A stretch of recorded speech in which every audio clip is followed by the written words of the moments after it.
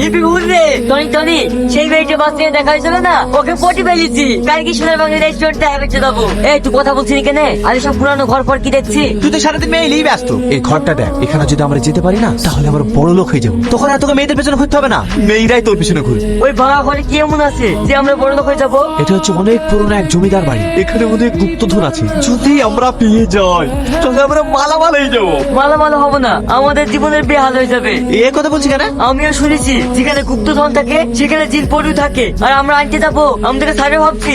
আর ওসব ভূত বলে কিছু হয় না রে, তোকে আমার সঙ্গে যেতে হবে। চলে রে লেগা। এই টনি, তুই যে বললি এলাকায় মেয়ের গাদা, একটাও তো দেখতে পাচ্ছিনি, সবই তো বন জঙ্গল। আর ঠিক দেখতে পাবি চত।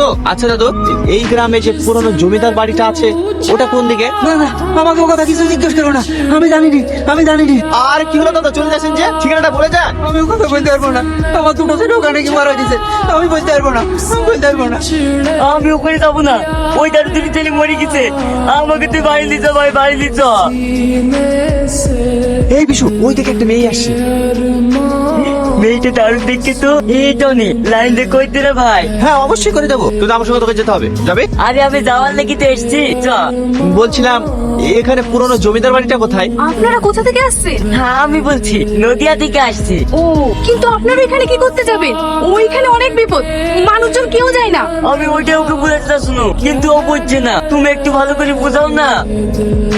ছাড় আমার হাত, অসভ্য কথাকার। কিরে টনি, আমাকে মারলো যে। তোমাকে মারবে না তো চুমু খাবে নাকি? তো অচনে বের গায়ে হাত দিছো, চন্য কাউকে জিজ্ঞেস করে কি?